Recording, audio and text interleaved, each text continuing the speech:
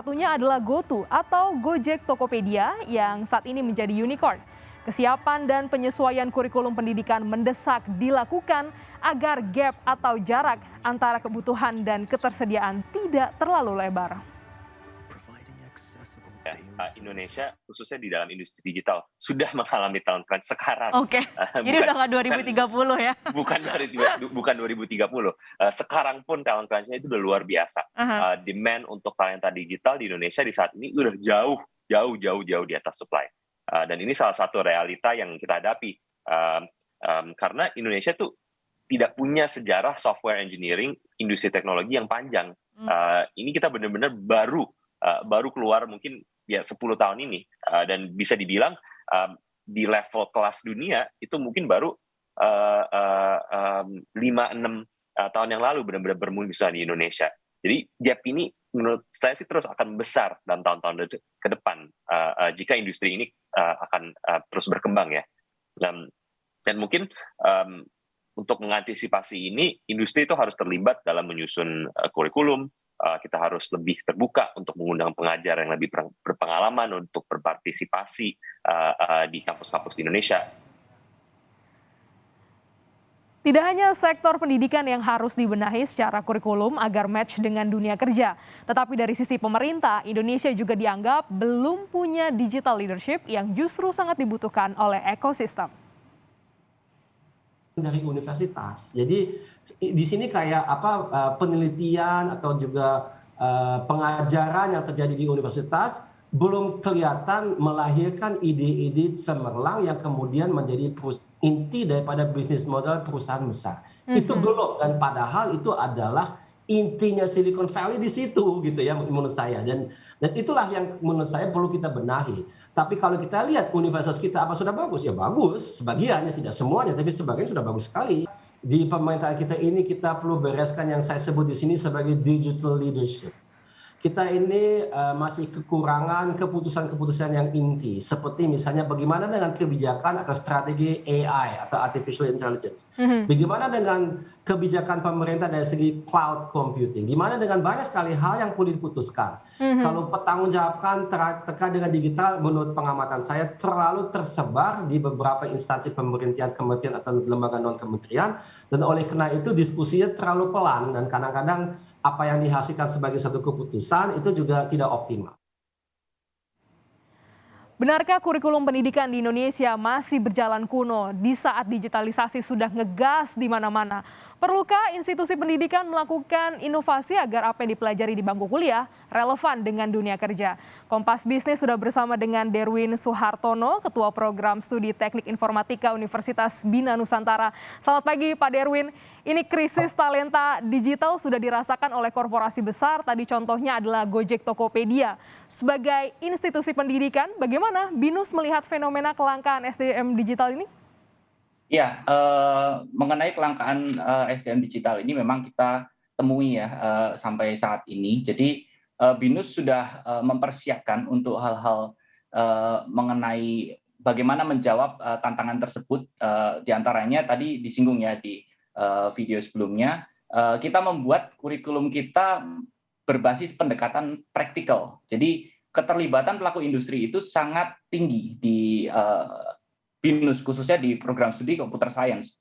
Pendekatan case study, menggali ide, dan juga jumlah praktikum kita desain lebih besar sehingga memungkinkan mahasiswa khususnya ya di prodi Computer Science terampil tidak hanya di ranah konsep, tapi juga ada di ranah praktikalnya. Mungkin seperti itu. Jadi memang sudah dipersiapkan bagaimana kurikulum-kurikulum. Perlukah universitas lain ini melakukan hal yang sama supaya ini jadi serentak dan SDM digital ini bisa terpenuhi? Ya, saya rasa pemerintah dalam hal ini sudah membuat sebuah transformasi ya dari sisi Merdeka Belajar. Itu sudah sangat familiar kita dengar. Program ini sangat baik karena membuat mahasiswa dalam hal belajar mereka langsung ke industri ya. Mayoritas ke industri sebelum mereka lulus, mereka sudah mencoba bagaimana bekerja di industri. Artinya nanti ketika sudah lulus sudah sangat siap kerja. Seperti itu. Itu artinya akan ada magang-magang, tapi apakah kurikulum-kurikulum mata kuliah yang dipelajari di bangku kuliah ini sudah dipersiapkan untuk bisa mengakomodir agar sebagai praktisioner, jadi ketika kerja langsung lulusan praktisioner?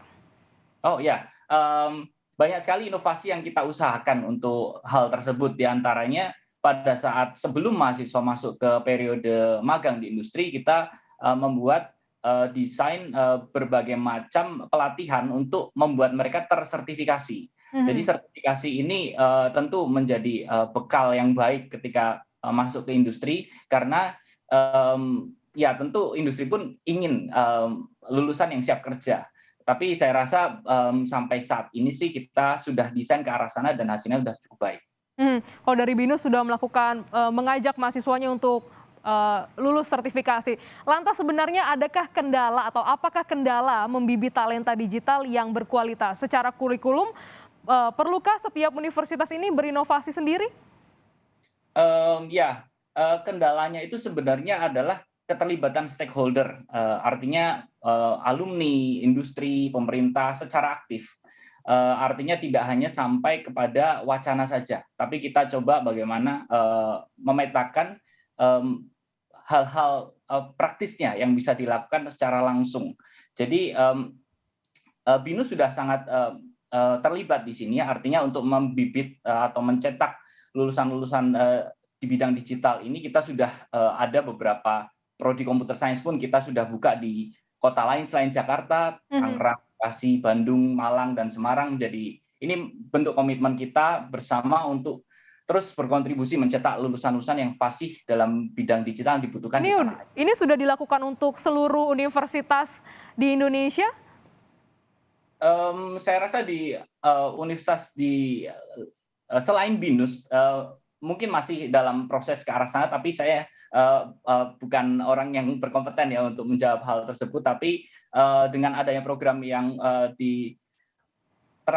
dicanangkan oleh Mas Nadiem itu sudah ke arah sana. Artinya akan membuat lulusan dari bidang digital ini atau yang memiliki keterampilan digital ini akan semakin banyak. Perlu berapa lama untuk bisa mencapai target untuk menyesuaikan atau untuk SDM digital ini? Perlukah 5 tahun, 10 tahun untuk Indonesia? Saya rasa nggak sampai selama itu ya. Artinya mungkin kalau kita bicara dalam satu cycle kurikulum untuk diselesaikan itu kan 4 tahun selesai untuk studi sarjana. Artinya ketika kita sudah membuat perubahannya di sekarang, 4 tahun ke depan kita sudah mulai bisa merasakan perubahan dari desain kurikulum yang baru, seperti itu. Keterlibatan industri korporasi besar itu seperti apa konkretnya dalam menyusun kurikulum pendidikan? Keterlibatannya banyak sekali ya. Artinya yang mungkin paling dekat atau paling banyak dijalankan di BINUS saat ini adalah program magang. Ya, karena 1 tahun terakhir kita dalam tanda kutip menitipkan ke industri untuk dididik dan disiapkan untuk lulus dengan kompetensi yang sudah dekat sekali dengan industri. Seperti itu. Apa yang terjadi jika memang nanti pendidikan ini tidak match dengan kebutuhan industri dan juga pendidikan? Kalau tidak match itu gap-nya saya rasa saat ini sudah lebih sedikit ya, nggak seperti yang dulu. Karena kurikulum kita terus bertransformasi.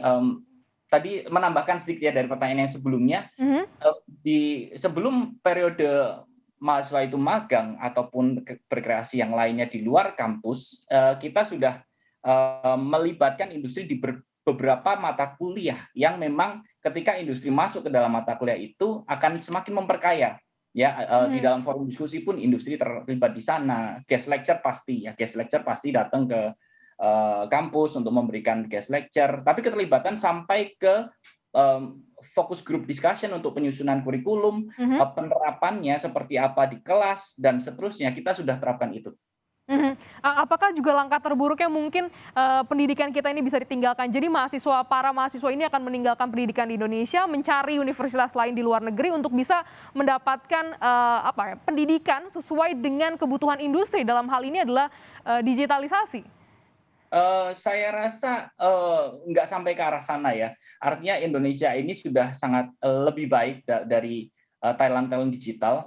Karena apa? Karena dengan berkembangnya teknologi informasi sekarang, akses untuk pembelajaran yang terkait dengan digital pun tidak membuat anak-anak itu atau mahasiswa itu terdemotivasi untuk belajar. Mereka akan semakin banyak belajar, dan tentunya kalau tadi menyinggung untuk berangkat ke luar negeri, mencari yang di luar negeri, saya rasa justru sebaliknya. Saat ini banyak sekali alumni kita yang pulang ke Indonesia, terlibat di dalam industri digital di Indonesia, dan saya rasa mungkin ada spirit di mana mereka juga ingin mengembangkan industri digital di tanah air.